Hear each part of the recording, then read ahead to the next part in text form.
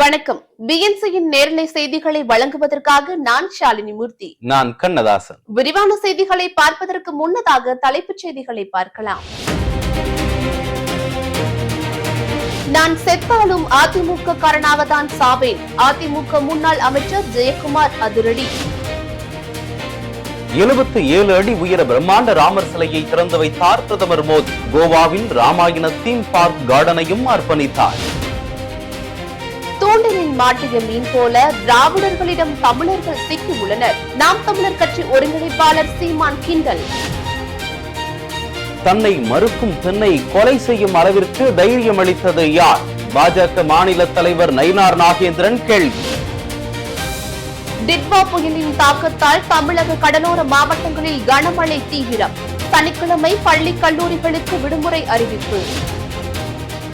இனி வருவது விரிவான செய்திகள். அண்ணன் செங்கோட்டையன் எங்கிருந்தாலும் வாழ்க என்று அதிமுக முன்னாள் அமைச்சர் ஜெயக்குமார் வாழ்த்தியுள்ளார்.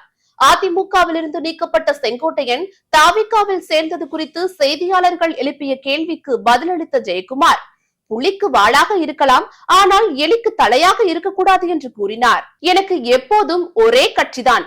இன்று நேற்று நாளை ஏன் செத்தாலும் அதிமுக கொடியுடன் தான் செல்வேன் என்று தெரிவித்த ஜெயக்குமார், யார் வீட்டின் முன்பாகவும் சென்று காத்திருப்பவன் நான் அல்ல என்று தெரிவித்துள்ளார். குஜராத்துக்கும் உடுப்பிக்கும் தொடர்பு உள்ளது என்றும் பொது நலனுக்காக பாடுபடுமாறு கீதையில் பகவான் ஸ்ரீ கிருஷ்ணர் நமக்கு சொல்கிறார் என்றும் பிரதமர் மோடி தெரிவித்துள்ளார். கர்நாடக மாநிலம் உடுப்பியில் உள்ள பிரசித்தி பெற்ற கிருஷ்ணர் கோவிலில் வழிபாடு நடத்திய பின்னர் பேசிய அவர், ஏழைகளுக்கு உதவ வேண்டும் என்ற பகவத்கீதையின் செய்தியே பல்வேறு திட்ட கொள்கைகளுக்கு அடிப்படையாகும் என பெருமிதத்துடன் தெரிவித்துள்ளார். இன்றைய மக்கள் படிப்பறிவு மிக்கவர்களாகவும் தொழில்நுட்ப ஆர்வலர்களாகவும் இருக்கிறார்கள். ஆனால் இந்த முன்னேற்றத்துடன் மன அழுத்தம் மற்றும் தனிமையுடன் சேர்ந்துள்ளது என குடியரசுத் தலைவர் திரௌபதி முர்மு தெரிவித்துள்ளார். உத்தரப்பிரதேச மாநிலம் லக்னோவில் நடைபெற்ற விழாவில் பேசிய குடியரசுத் தலைவர், இந்தியாவின் பண்டைய நாகரிகமும் கலாச்சாரமும் முழு உலகிற்கும் ஆழமான செய்திகளை வழங்கியுள்ளன. முழு உலகமும் நமது குடும்பம் என வலியுறுத்துகின்றன என்றார். இன்று உலகம் பல சவால்களை எதிர்கொள்வதால் இந்த செய்திகள் முன்னெப்போதையும் விட மிகவும் பொருத்தமானதாக உள்ளது என்றும் குடியரசுத் தலைவர் கூறியுள்ளார். சாராயம் குடித்து இறந்தால் 10 லட்சம் ரூபாய் வழங்குகின்றனர். ஆனால் மீனவர் சுட்டுக் கொல்லப்பட்டால் 1 ரூபாய் கூட இல்லை என்று நாம் தமிழர் கட்சியின் தலைமை ஒருங்கிணைப்பாளர் சீமான் தெரிவித்துள்ளார். தேர்தல் நெருங்குவதால் வரும் பொங்கலுக்கு 5000 ரூபாய் கூட வழங்குவார்கள் என்று கூறிய சீமான், தூண்டிலில் மாட்டிய மீன் போல திராவிடர்களிடம் தமிழர்கள் சிக்கி உள்ளனர் என்றார். திமுக ஆட்சியின் கீழ் உள்ள தமிழ் சமூகம் நம் பெண்களின் விருப்பு வெறுப்பை மதிக்க கூட திராணியற்று விட்டதா என்று பாஜக மாநில தலைவர் நயினார் நாகேந்திரன் கேள்வி எழுப்பியுள்ளார். தன்னை மறுக்கும் பெண்ணை கொலை செய்யும் அளவிற்கு தைரியம் அளித்தது சீரழிந்த சட்டம் ஒழுங்கா, இல்லை கை கட்டி வேடிக்கை பார்க்கும் காவல்துறையா என்று நயினார் நாகேந்திரன் வெளியிட்டுள்ள அறிக்கையில் விமர்சித்துள்ளார்.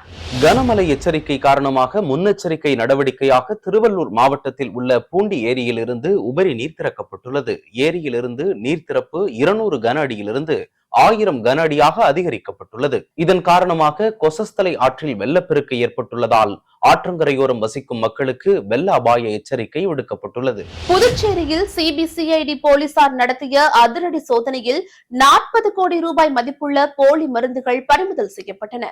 மருந்து தயாரிப்பு நிறுவனமான சன் பார்மசி நிர்வாகம் தங்கள் நிறுவன மருந்துகள் புதுச்சேரியில் போலியாக தயாரிப்பதாக அளித்த புகாரின் பேரில் சோதனை நடைபெற்றது.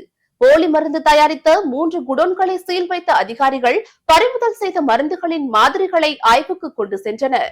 வங்கக்கடலில் வலுவடைந்து வரும் டிட்வா புயலின் தாக்கத்தால் தமிழக கடலோர மாவட்டங்களில் கனமழை தீவிரமடைந்துள்ளது. இதன் காரணமாக கடலூர் மாவட்டத்தில் உள்ள அனைத்து அரசு நிதி உதவி வரும் தனியார் பள்ளிகள் மற்றும் கல்லூரிகளுக்கு நவம்பர் 29ஆம் தேதி சனிக்கிழமையன்று முழு நாள் விடுமுறை அறிவிக்கப்பட்டுள்ளது.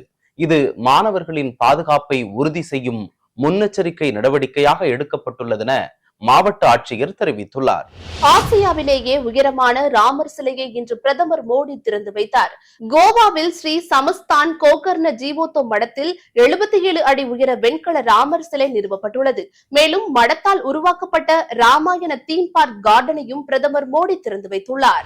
SIR பணிகள் 72% முடிந்துள்ள நிலையில் கனமழை எச்சரிக்கையால் 2 நாட்களில் படிவங்களை வழங்க வேண்டும் என விழுப்புரம் மாவட்ட ஆட்சியர் அறிவுறுத்தியுள்ளார். கடந்த 2002ஆம் ஆண்டிற்கான வாக்காளர் பட்டியல் விவரம் தெரியாவிட்டாலும் பெற்றோர் பெயரை எழுதி கொடுத்தால் போதும் எனவும் ஆட்சியர் அறிவுறுத்தியுள்ளார். கோவையில் கட்டப்பட்டு வந்த செம்மொழி பூங்கா பணிகள் முழுமையாக முடிவடையாமல் அவசர கதியில் விளம்பரத்திற்காக ஸ்டாலின் திறந்து வைத்ததாக அதிமுக பொதுச் செயலாளர் எடப்பாடி கே பழனிசாமி குற்றம் சாட்டியுள்ளார்.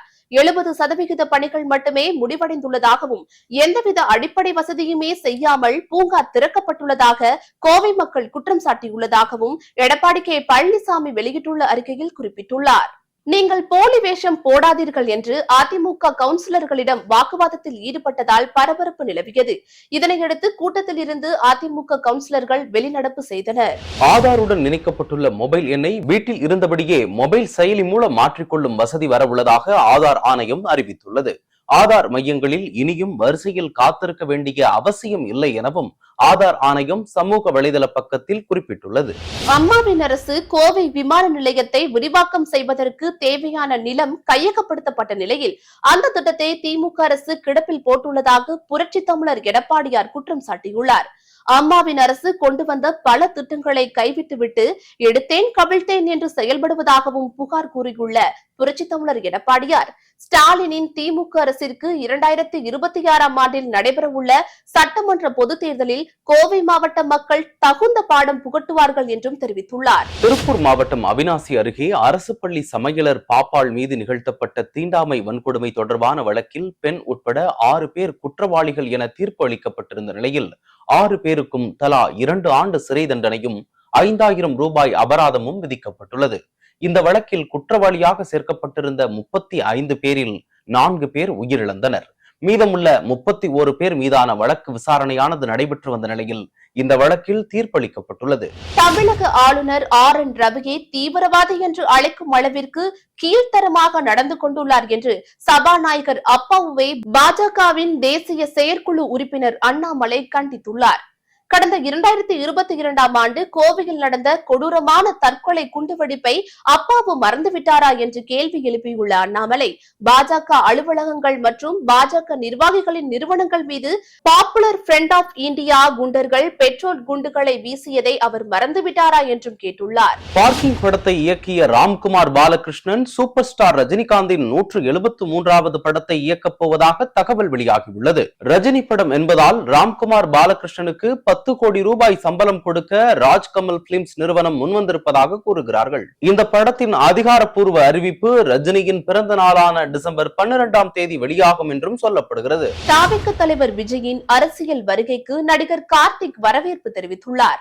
இது தொடர்பாக அவர் வெளியிட்டுள்ள வீடியோவில், தம்பி விஜய் அரசியலுக்கு வரட்டும், நல்லா வரட்டும். அவர் சரியான நேரத்தில் தான் அரசியலுக்கு வந்திருக்கிறார். இப்போ சினிமாவில் உச்சத்தில் தான் இருக்கிறார். இந்த நேரத்திலேயே அரசியலிலும் வருகிறார். நல்லது செய்யட்டும் என்று கூறியுள்ளார். அரசியலுக்காக சினிமாவை அவர் விட்டுவிடக் கூடாது என்றும் கார்த்திக் கேட்டுக் கொண்டுள்ளார். வங்கக்கடலில் மணிக்கு 4 கிலோமீட்டர் வேகத்தில் நகர்ந்து வந்த டிட்வா புயலின் வேகம் தற்போது 3 கிலோமீட்டராக குறைந்துள்ளதாக சென்னை வானிலை ஆய்வு மையம் தெரிவித்துள்ளது. டிட்வா புயல் வரும் 30ஆம் தேதி தென்மேற்கு மற்றும் அதனை ஒட்டிய மத்திய மேற்கு வங்கக்கடல் பகுதிகளில் வட தமிழகம், புதுவை மற்றும் அதனை ஒட்டிய தெற்கு ஆந்திர கடலோர பகுதிகளுக்கு அருகே நிலவும் என்றும் தெரிவிக்கப்பட்டுள்ளது. இத்துடன் இந்நேரத்திற்கான செய்திகள் நிறைவடைந்தன. அண்மை செய்திகளுக்கு எப்பொழுதும் தொடர்ந்து இணைந்திருங்கள்.